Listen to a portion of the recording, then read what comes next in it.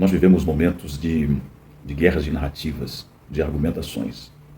E parece que alguns estudiosos, especialistas em muitos assuntos, são convocados para dar explicações, para tentar apaziguar os ânimos, para tentar mostrar para as pessoas que não é bem assim, que estão dizendo é de outro jeito.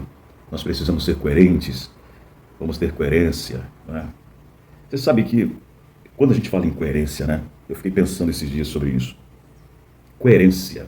Será que a coerência está fugindo da verdade? Será que a minha coerência, a coerência que dizem, está fugindo dos fatos? Porque numa sociedade que nós observamos alguém dizer que faz sentido o roubo faz sentido, tem uma lógica no roubo, né? Diz, poxa, o menino vê o relógio no pulso do outro, ele não tem, ele vai roubar. Tem gente que acha lógica nisso, eu não tenho, então eu pego do outro. É um momento muito difícil da gente viver e ter que dizer alguma coisa ou confrontar ideias, mas eu digo assim, ó, nem tudo que é coerente, nem tudo aquilo que parece lógico é verdadeiro. Nem tudo aquilo que parece ser bom diante de um grupo constituído, tudo que parece ser aceitável, não é coerente e não é verdadeiro. Então, assim, a gente fica nessa confusão, né? O apóstolo Paulo disse para os seus seguidores, né, ao imitá-lo, tudo que é perfeito, tudo que é honesto, tudo que é de boa fama, se alguma virtude há, se alguma coisa boa nisso, faça também.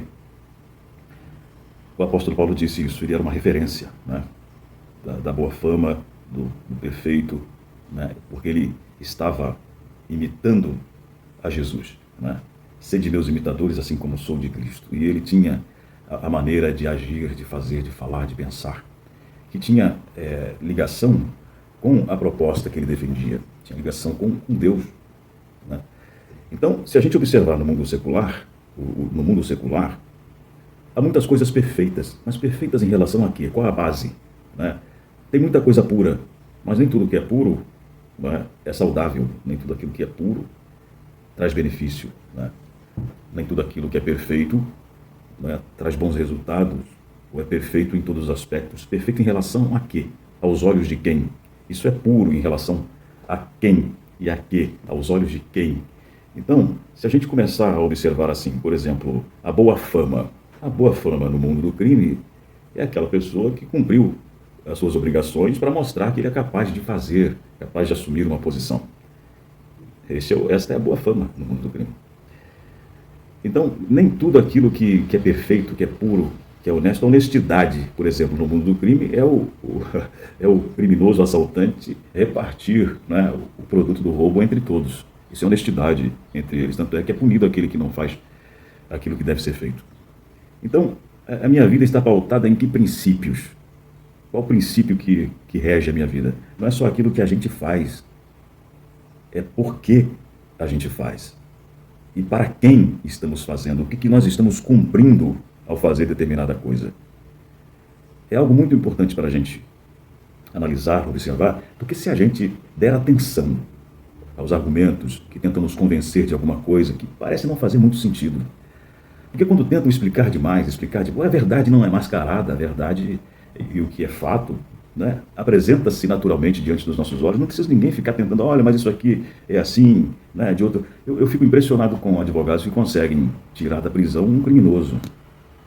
O argumento que usa, né, será que o que ele usou apagou o fato da pessoa ter praticado um crime?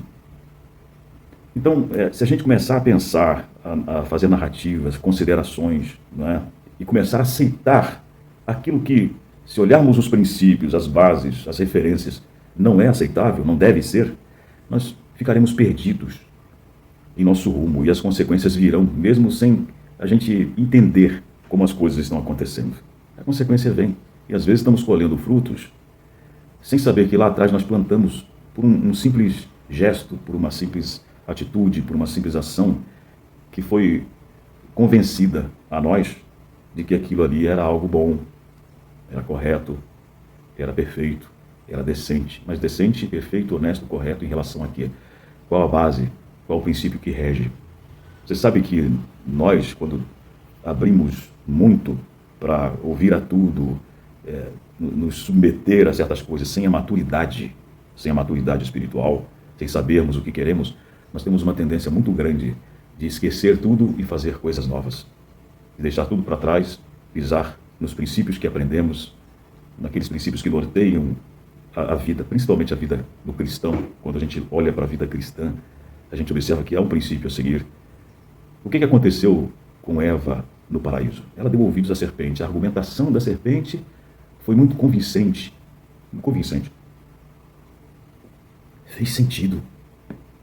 Olha só, você não vai morrer, não. Você vai ser como Deus, conhecedora do bem e do mal. Mas que mal há nisso? Não faz sentido. Ser como Deus. Deus é bom. Se Deus é bom, eu vou ser bom também. Né? E a gente vai construindo visões diferentes sobre aquilo que a gente ouve, que foge ao princípio da obediência, do servir a Deus, estar debaixo do seu comando. Então vamos cuidar com isso. E que Deus nos ajude.